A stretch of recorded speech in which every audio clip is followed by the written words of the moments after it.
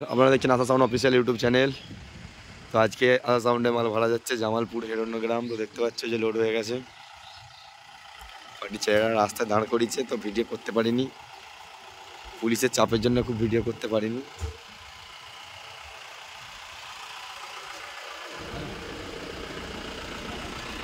এই যে সব পার্টির ছেলেরা